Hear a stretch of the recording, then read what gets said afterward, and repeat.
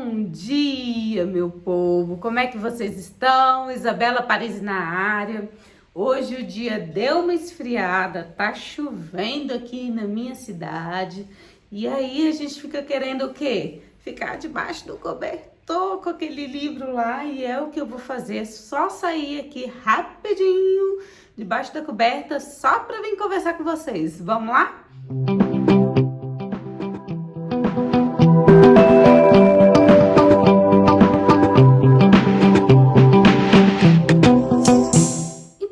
Hoje eu vim conversar com vocês sobre Cartas à Mãe Direto do Inferno, da Ingrid Betancourt. Não sei se está dando para ver direito. Esse livro aqui, na verdade, são duas cartas. Uma delas escrita pela Ingrid Betancourt, que foi uma senadora e candidata à presidência da Colômbia, que foi sequestrada em 2002 pelas Forças Armadas Revolucionárias da Colômbia, as Farc, né? Uma organização aí paramilitar, é bem complicado, com envolvimento com tráfico e tudo mais, e eles sequestravam pessoas importantes ali para fazer negociações, né? Para ter poder de barganha. Sequestravam não, sequestram até hoje.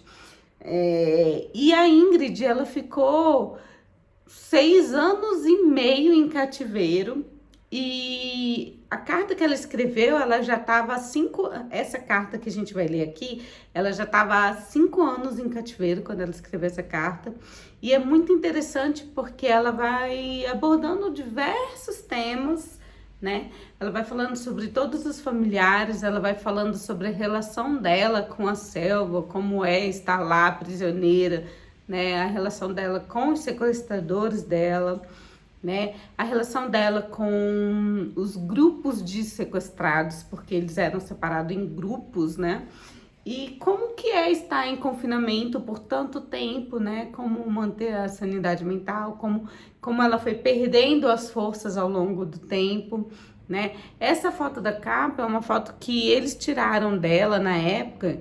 Então já era uma época onde ela estava bem cansada, bem abatida. Ela chega a falar aqui, em outras palavras, que ela até deseja a morte, assim, que ela já não tem muita força para lutar, para tentar fugir, como ela já tentou fugir algumas vezes. E ela foi sequestrada em 2002 e ela foi liberta em 2007 ou 2008. Vou deixar aqui a data certinha para vocês. Mas eu achei muito interessante esse livro, porque ele é curtinho, ele é uma carta, né? Mas porque a gente vê a cabeça de alguém que está sob pressão. A verdade é essa, né? E como lidar sob pressão, assim. Ela passou pelo luto da morte do pai dela em cativeiro. Ela descobriu que o pai dela morreu 1 mês depois que ela foi sequestrada. Ela só tem notícias esparsas, assim, da família por um radinho, porque tinha um programa de rádio onde os familiares dos sequestrados entravam em contato e falavam, né, para mandar notícias com a esperança de que eles ouvissem. E sim, alguns desses grupos em que eles eram separados, os sequestrados, eles ouviam essa rádio, ela tinha esse radinho, né? Ela fala como é ser mulher em um ambiente onde a maioria deles, tanto sequestradores quanto sequestrados, são homens. Então, assim, essa questão de não poder ficar nua, ela fala da relação dela com a água, que era uma relação onde ela amava a água, e aí ela passa a ter ojeriza, a não nem ter vaidade, não querer tomar banho, não querer estar na água, assim. Então é muito interessante. É bem interessante, é bem rápido de ler, porque é uma carta. Aliás, são 2 cartas, né? Uma da Ingrid, mas a gente também tem aqui uma carta que são dos filhos da Ingrid, que é a Melanie e o Lourenço Betancourt. E eles não tinham notícias da Ingrid há muito tempo, eles não tinham nem confirmação se ela estava viva ou morta. A última notícia que eles tiveram dela era em 2003 e essa carta já é em 2005, por aí.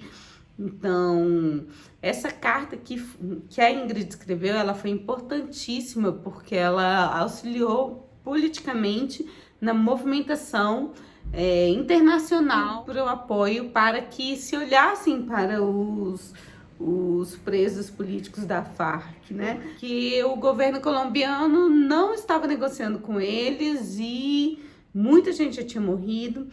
Então, essa carta foi poderosíssima para conseguir reavivar, né? Para que as pessoas lembrassem dessas pessoas que estavam... Tem gente que estava há mais tempo do que ela em cativeiro, né? 10 anos, 8 anos, 10 anos em cativeiro.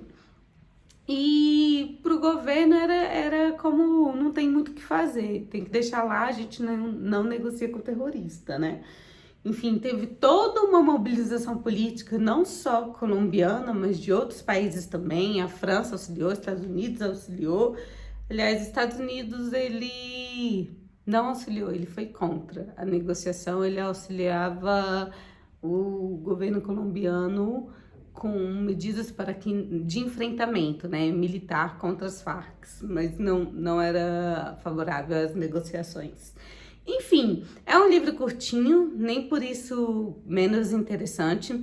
Depois que ela saiu do cativeiro, porque sim, ela conseguiu ser liberta, depois que ela foi liberta do cativeiro, ela escreveu um livro sobre as experiências dela, né, e de amigos dela, enfim, de pessoas que foram sequestradas com ela, que inclusive deu maior rebuliço lá na Colômbia, porque ela faz comentários ácidos sobre a Clara Rogers, que era... Rogers? Acho que é isso. Clara... Deixa eu confirmar o nome dela. Rogers. A Clara Rogers, que era secretária dela e que foi sequestrada junto com ela e que engravida em cativeiro. E aí a Ingrid questiona isso, acha que ela pediu para os sequestradores para engravidar e tal. Enfim, tem todo um por trás, assim. E eu fiquei curiosa para ler esse livro dela, né, com as escritas, que vai ser muito mais detalhado. Essa carta aqui que ela escreveu, inclusive ela tinha tempo para escrever, né, era mais uma coisa de mostra aí que você tá viva, que era pedido pelos sequestradores. Ela não poderia falar em outra língua, tinha que ser só na língua deles, né? E a Ingrid, ela tem dupla nacionalidade, ela era colombiana, mas ela também era francesa. E tanto que depois que ela é liberta, em menos de 48 horas ela sai da Colômbia e vai para a França. E não sei, mas eu acredito que ela esteja lá até hoje. Enfim, fiquei muito curiosa com essa história. Não consigo nem imaginar como seja você viver tantos anos em cativeiro. Me lembrou um filme que é baseado em histórias reais também, que é O Quarto de Jack, que é baseado no livro O Quarto, que vai contar a história de uma americana que também engravidou em cativeiro, foi mantida por muitos anos em um quarto. E, enfim, né, é uma experiência bem interessante de se pensar, assim. E o que eu acho mais legal é porque a gente vê a essência da pessoa. Mesmo ela perturbada, mesmo ela com uma sanidade, assim, abalada, porque você ficar em confinamento e sobre tortura por tanto tempo, assim, não é fácil, a gente vê que os valores dela não mudaram. Então, ela vai falar que ela vai sugerir aos filhos o que eles façam, né? Ela fala que eles têm que estudar, ela opina sobre as escolhas dos filhos, ela fala sobre o casamento, eu não sei se é da filha ou da sobrinha, mas tem alguém aqui que casa e como ela se emociona, né? Aí a gente vai vendo os valores da Ingrid, né? Como ela era uma pessoa de pulso, uma pessoa forte. Era não, porque ela tá viva. É uma pessoa de pulso, uma pessoa forte, mesmo em circunstâncias adversas. Enfim, fica aqui a minha indicação. É uma leitura um pouco diferente, uma leitura que você faz rápido, baseada em fatos reais, Aliás, não é nem baseado em fatos reais, é o próprio fato, né? É a carta da Ingrid e de seus filhos, porque também tem o outro lado da moeda, né? Como é você viver anos esperando por uma pessoa, né? Como é você ver a sua mãe sendo sequestrada, maltratada por anos, assim. A vida fica meio em suspenso, né?